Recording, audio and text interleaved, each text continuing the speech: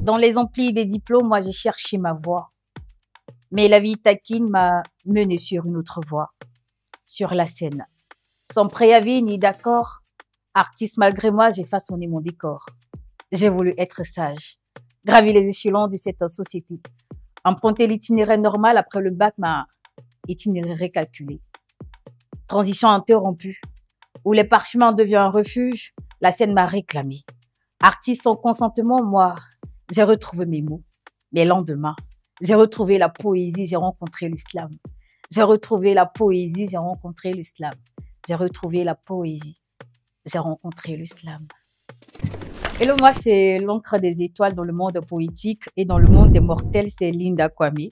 Je suis poétesse slameuse, apprentie écrivaine, auteure de chères poésies, membre de l'école des poètes de Côte d'Ivoire, première femme championne de slam ivoirien, première à avoir représenté la Côte d'Ivoire à la Coupe du Monde. Ah, je pense qu'on va stopper parce que la ligne, elle est longue. Les trophées, voilà. Le dernier prix, je pense que c'était meilleure slameuse 2024 aux awards du festival Lily Women. Moi, j'arrive au slam par le canal d'une amie qui me faisait écouter Grand comme Malade et Malika sur les bancs du lycée. Mais j'avais pas le truc parce que j'avais pas l'addiction, savais pas manier les mots et tout ça. Mais j'aimais le truc. Et par contre, elle savait slammer, moi je savais pas slammer. Donc vu que j'aimais, je sentais comme c'était en appel. C'était en appel et j'ai dû intégrer l'école de poètes où j'ai aiguisé ma plume, où j'ai appris énormément et puis aujourd'hui je suis l'encre des étoiles. Moi c'est l'amour et ma plume elle est plus engagée côté féminin. Elle est du côté de la jeune fille, du côté de la femme, créer des rêves au féminin, dicter un monde plus sororité côté des femmes et puis aussi parler des difficultés que traversent les femmes, que ce soit dans le monde politique, que ce soit dans la vie sociale, dans la vie culturelle, c'est comme ça que ma plume se prononce. On va dire grâce à Dieu, merci, parce que je pense que déjà les personnes qui nous suivent, les personnes qui suivent l'islam, les personnes qui viennent à nos spectacles sont vraiment des soutiens, sont vraiment des soutiens pour nous et tout ça. Et moi, je dirais merci à Dieu parce que chaque jour, je rencontre des personnes qui nous inspirent. Moi, une personne qui m'inspire, c'est un soutien important. Une personne qui nous suit sur Facebook, qui partage nos publications, qui vient nous voir au spectacle, ce sont des soutiens importants.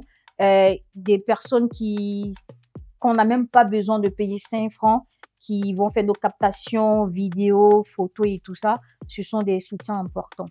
Et surtout la famille, l'école des poètes. Moi, je préfère plus me concentrer sur la prière, le sport et l'écriture. Et si je suis vraiment pleine, en parler. Parce que je pense que c'est vraiment important. Il y a des choses que je dirais pas que la prière ne peut pas combler ou le sport ne peut pas combler. Mais je pense qu'en parler à des amis plus proches, c'est vraiment important. Ça permet de se décharger. J'aimerais que ces personnes-là se posent, c'est de savoir est-ce qu'elles veulent venir au slam juste par plaisir ou faire du slam un métier. Je pense que à la suite de cette interrogation, on trouve la réponse et quand on a la réponse, on se manage.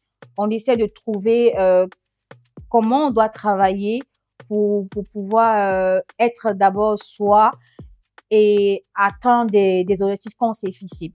Quand on a cette réponse, est-ce que je fais du slam ou est-ce que je veux faire du slam parce que j'aime le slam ou est-ce que je veux faire du slam en tant que métier pour impacter, pour créer des rêves?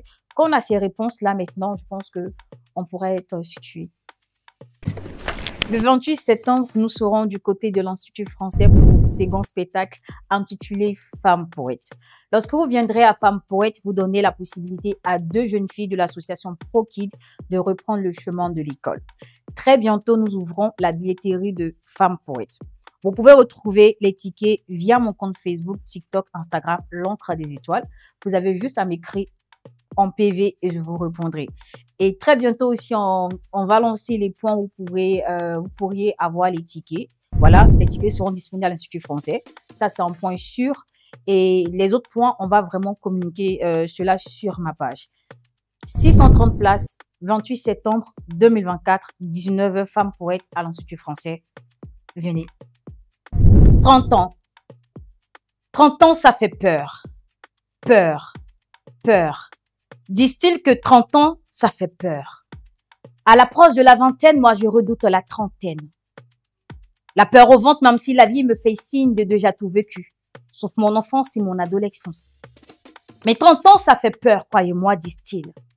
30 ans, ça fait peur. Peur de revivre tous ces pages déjà passées. Qu'on me rappelle que ça huge de porter la robe blanche, de peupler la terre, qu'une femme qui travaille seule 25 années sur tête devrait consulter un psychologue. Disent-ils que 30 ans, ça fait peur. Peur, peur. Que 30 ans, ça fait peur. Que les espoirs s'effacent.